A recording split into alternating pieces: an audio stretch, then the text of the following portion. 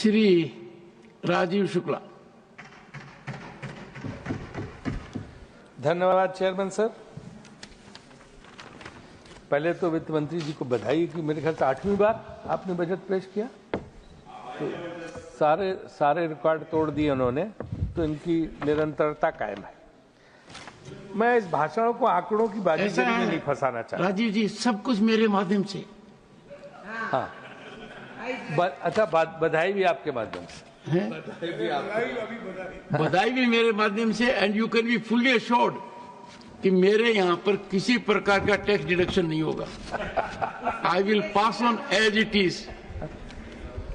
तो मैं इस भाषण को एक आम आदमी के भाषण के रूप में रखूंगा। आंकड़ों की बाजीगरी में मैं नहीं जाता, क्योंकि मैं योजना मंत्री रहा हूं। मैंने देखा आंकड़े जो आते हैं नीचे वो नजर नहीं आते सर।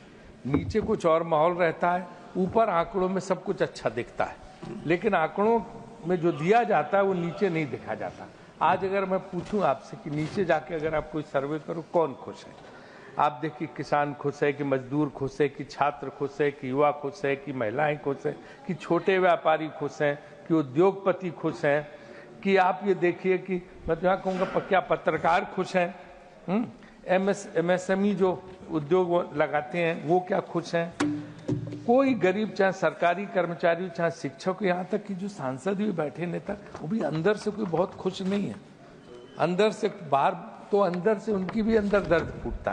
तो ये कुछ होना चाहिए। मैं इसमें कोई आलोचना नहीं है कि ऐसे कुछ सरकार की नीतियाँ होनी चाहिए, ऐसे स्कीम होनी चाहिए।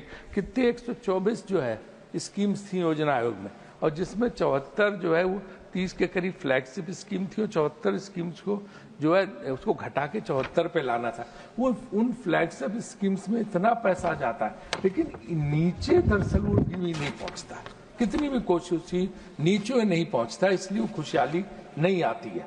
तो इसलिए ये बड़ी जिम्मेदारी सरकार की बन जाती है कि कैसे जो है उन स्कीम्स का एक एक पैसा सही व्यक्ति के पास और सही जगह पहुंचे, जिससे उसका फायदा मिले।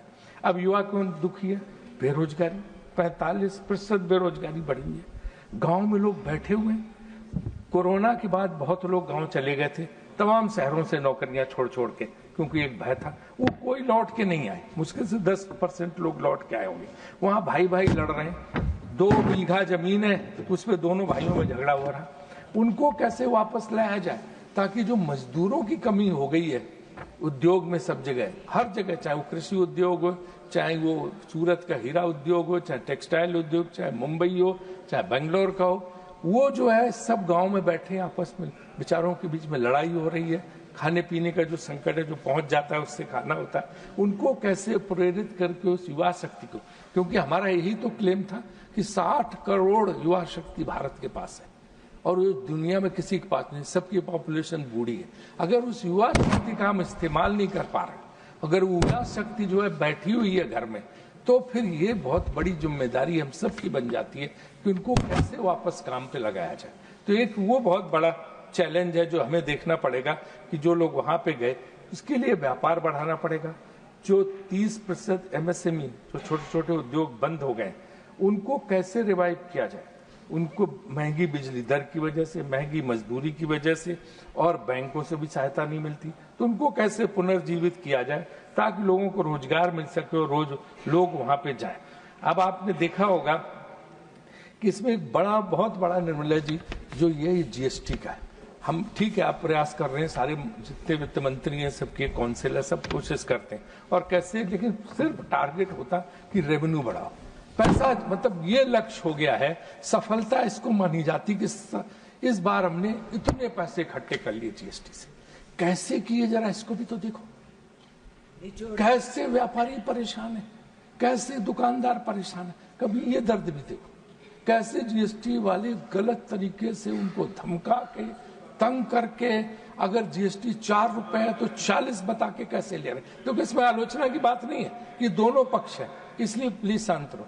जो है ये उनको कैसे, इनका दर्द और दुख के लिए भी एक मीटिंग आप बुलाइए उनकी, और पूछिए कि किस दिक्कत में है GST के वो सब लोग। कैसे आपका ठीक है, वो टारगेट आपका मिल गया, अचीव कर लिया, अफसरों ने कहा साहब ऊपर दिल्ली से टारगेट में हमें तो कैसे करना, तुम जबरदस्ती इतना जमा कर दो, नहीं जमा करोगे तो हमारी नौकरी का सवाल है। इस बेसिस पे जो है GST इकट्ठी हो रही है, और उसकी वजह से इतना व्यापारी तंग हो रहा कि या तो वो उस व्यापार का विस्तार नहीं कर रहा, एक्सपेंशन नहीं कर रहा, और या फिर बंद कर दे रहा। तो ये समस्या उनके दर्द को भी देखना पड़ेगा, क्योंकि रोजगार देता 142 करोड़ का देश हो गया। अगर हमने नौकरी नहीं दी ना तो सड़कों पे गाड़ियां छिनेंगी और क्राइम बढ़ेगा। तो इसलिए बहुत बड़ा दायित्व बन जाता है, जिम्मेदारी हमारी बन जाती है कि हम किसी भी तरह से उनका जो हमें नौकरियां देता है उस उद्योगपति, व्यापारी, छोटे व्यापारी, इनका भी ख्याल रखें कि कहीं ऐसा तो नहीं कि tax agency, government agency, GST वाले इतना तंग कर दे रहे हैं कि वो बिल्कुल अपना छोड़ के घर ही बैठ जाए। वो उस पक्ष को भी हमें ध्यान रखना चाहिए। और इन्होंने जीएसटी का था तो बताइए हमारे राघव ने, तो उस पर तो मैं नहीं जाना चाहता उतना ज्यादा वहां पे। और जो उद्योगपति व्यापारी से तंग आके जो बाहर भी तमाम लोग भाग गए, प्रफुल्ल भाई के बहुत दोस्त चले गए जो रहने लगे बाहर, तो वो क्या है लाखों लोगों को रोजगार देते थे, अब वो रोजगार बाहर दे रहे हैं विदेश में लोगों को, क्योंकि इन सब की डर से भाग गए। उनको सबका भी एक फोरम बना के उनको बुलाना चाहिए कि भाई तुम वापस लौट के आओ, पैसा यहाँ लाओ, यहाँ लगाओ, यहाँ जरूरत, देश का पैसा तो वहां लेके जा रहे हो, तो वो पैसा जो है यहाँ लगे। इसके लिए भी एक ईज ऑफ बिजनेस, इसको आप बोलते हो, ईज ऑफ बिजनेस आपको जो है क्रिएट करना पड़ेगा। अभी क्रिएटेड नहीं, हम कह सकते हैं दावों में कि है, लेकिन वो व्यापार की सुविधा में बहुत दिक्कतें हैं, जिसमें यहाँ कई उद्योगपति व्यापारी बैठे हैं आपके उस तरफ भी भाजपा में, वो भी इस बात को समझते हैं। तो इसके लिए कुछ प्रयास होना चाहिए। मैं तो सुझाव दे रहा हूँ, आपकी कोई आलोचना करने की बात नहीं है, लेकिन जो मौजूदा स्थिति है उस एक आंकड़े के हिसाब से 2 लाख उद्यमी बाहर चलेंगे। 1 लाख लोग चले जाएं, हम लोग उससे उतना फर्क नहीं पड़ता। एक उद्यमी जाता है तो सोचो कि 50,000 लोगों को नौकरी देने वाला व्यक्ति चला जाता है बाहर, और कितने पासपोर्ट सरेंडर हो गए वो भी देखना पड़ेगा। अच्छा, इनकम टैक्स स्लैब का जो आपने किया ठीक है, लेकिन उसका लाभ पूरी तरह से लोगों को मिल नहीं पा रहा। और जीएसटी के नाम पे 20 लाख करोड़ इकट्ठे किए जाते हैं, जो प्रति व्यक्ति 15,000 बैठता है। हर आदमी को 15,000 जीएसटी देना पड़ता है, वो चाहे कोई चीज खरीदे, चाहे वो जो है परिवहन, खाद्य पदार्थ, या जिस तरह से भी जो भी तमाम सेवाएं लेता है, सबके माध्यम से उसको देना पड़ता है जो उसके सिर पे आता है। और इसमें मैं चाणक्य का कोट भी मैडम पढ़ूंगा कि जिसमें उन्होंने अर्थशास्त्र में बोला कि taxation should not be a painful process for the people, there should be leniency and caution while deciding the tax structure. Ideally, government should not collect taxes like a honeybee, which sucks just the right amount of honey from the flower so that both can survive. Taxes should be collected in small and not in large proportions. तो शहद जैसे मक्खी फूल से निकाल लेती, फूल भी बच जाता है, लोगों को शहद भी बच जाता है। टैक्स का ही सिद्धांत चाणक्य ने रखा था। मुझे लगता है इस तरफ आप ध्यान देंगी जो चाणक्य ने कहा था। और डायरेक्ट टैक्स पे तो आपने कुछ राहत दी, लेकिन इनडायरेक्ट टैक्स की मार भी बहुत ज्यादा है, वो भी देखना पड़ेगा। इनडायरेक्ट टैक्स में आप देखिए कि जिस तरह से इनडायरेक्ट टैक्स का भार लोगों के ऊपर पड़ रहा हर तरह से, उसको भी देखना चाहिए कि कैसे उसको हम कम कर सकते हैं। और जो न्यू इनकम टैक्स बिल आप लाने की बात कर रही हैं, उसमें सुना मैंने कि उसमें जो लोग अपनी ईमेल के जरिए, सोशल मीडिया के जरिए डेटा कलेक्शन के नाम पे उनकी प्राइवेसी और स्वतंत्रता के अधिकारों का हनन हो रहा है, तो वो प्रिकॉशन मैं समझता हूँ कि आप जरूर लेंगे। अब आता है कि जब ये सब टैक्स इतना ले रही हैं तो फिर समाज पे खर्च भी होना चाहिए। तो समाज पे जो खर्च है, सोशल स्पेंडिंग जिसको बोलते हैं, वो कम हो गई इसके मुकाबले, जबकि वो हमें बढ़ाना चाहिए था। हम आज जो है ना, हम हेल्थ और एजुकेशन से 4% ले रहे हैं इनकम टैक्स के नाम पे, लेकिन अगर आप देखें तो शिक्षा पे सिर्फ 4.5% खर्च करने की बात है, जबकि चीन 6.2% कर रहा। हमारा सबसे बड़ा प्लस पॉइंट चीन के सामने क्या है? हमारे अच्छे इंजीनियर, IT इंजीनियर, डॉक्टर्स, ये सब पूरे विश्व में छाए हुए हैं। अगर इसलिए हमें तो और ज्यादा करना चाहिए ताकि हमारे यहाँ से शिक्षित होकर लोग पहुंचे, इस पॉपुलेशन को शिक्षित कर सके, लेकिन हम नहीं कर पा रहे। और सरकार कहती है कि हमने शिक्षा पे 13% बढ़ाया, लेकिन 5% अनस्पेंट है, जिसमें 7% स्कूल एजुकेशन पे ही जो है खर्च ही नहीं हुआ जो प्रावधान किया गया था, और हायर एजुकेशन पे 2% जो है वो खर्च नहीं किया गया, वैसे ही पड़ा हुआ है। और वैकेंसीज भी हायर एजुकेशन में बहुत रिक्त है। हायर एजुकेशन में वैकेंसीज रिक्त होने का बहुत असर पड़ता है।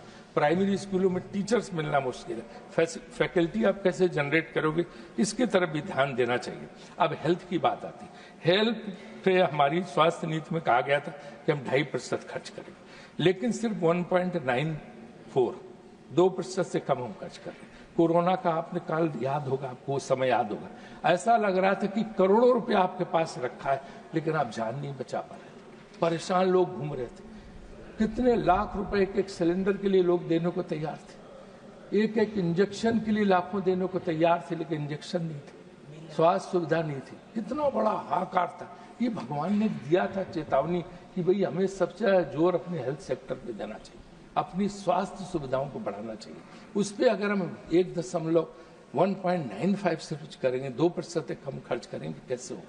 तो इसमें मेरे आपसे अनुरोध है, मेरा आग्रह है कि स्वास्थ्य पे तो विशेष ध्यान देना चाहिए, स्वास्थ्य खर्च को और बढ़ाना चाहिए, इतनी सुविधा करनी चाहिए ताकि आम आदमी, गरीब आदमी लोग उसका लाभ ले सकें।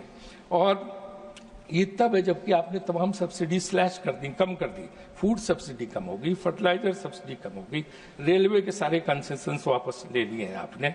तो ये जो है फिर दूसरी जगह ही जाना चाहिए, स्वास्थ्य, शिक्षा, इन सब पे, और लोगों को सोशल सेक्टर में इसमें मदद मिलनी चाहिए। जहां तक पब्लिक खर्च की बात है तो 185 लाख करोड़ जो है लोगों पे कर्ज बढ़ गया, और FDI भी हमारी घटती जा रही है, रूपी डिवैल्यू हो रहा है, आपको पता है, उसके लिए $44 बिलियन RBI कोशिश कर रही है, लेकिन वो हमें उस पर तरफ ध्यान देना चाहिए कि हमारा एक्सपोर्ट बढ़े तो शायद कुछ उससे हमें उसका लाभ मिले। अब टैरिफ वाली बात उन्होंने चिदम्बरम साहब ने कह दी, मैं इस पर नहीं जाना चाहता हूँ, लेकिन सुना है कि अप्रैल के बाद से 2 लाख करोड़ का असर भारतीय व्यापार पर पड़ेगा।